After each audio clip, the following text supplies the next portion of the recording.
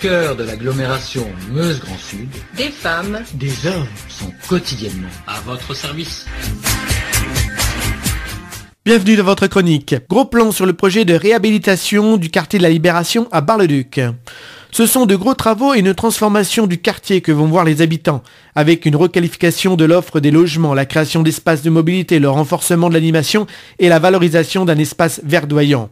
Dans ce quartier se trouvent actuellement 5 bâtiments, principalement des immeubles qui appartiennent à l'OPH, l'Office public de l'habitat. Des travaux d'isolation par l'extérieur sont prévus pour chacun des bâtiments. Cela représente 152 logements avec un budget de 5,7 millions d'euros en tout, soit 37 500 euros par logement, qui donc serait investi dans ces travaux. Des travaux d'isolation, mais pas que, ça va beaucoup plus loin.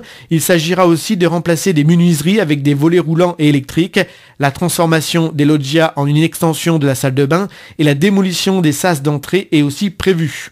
Des travaux qui ont pour but d'améliorer le confort thermique des habitants, des travaux qui vont durer 20 mois et qui vont débuter à partir de ce mois de janvier 2022. Des travaux prévus aussi à l'intérieur des bâtiments, la sécurité incendie, les installations électriques et le système de désenfumage seront tous revus et remis aux normes.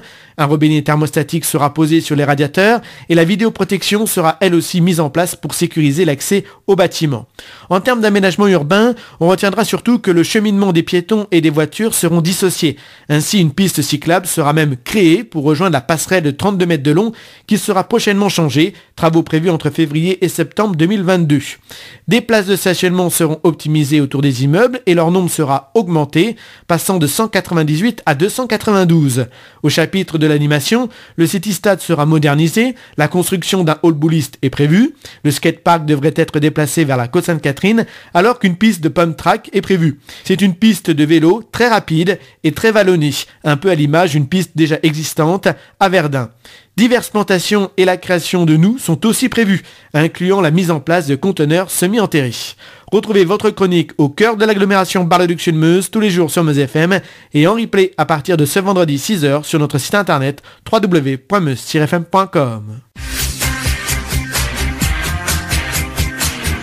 Au cœur de l'agglomération Meuse-Grand Sud, des femmes, des hommes sont quotidiennement à votre service.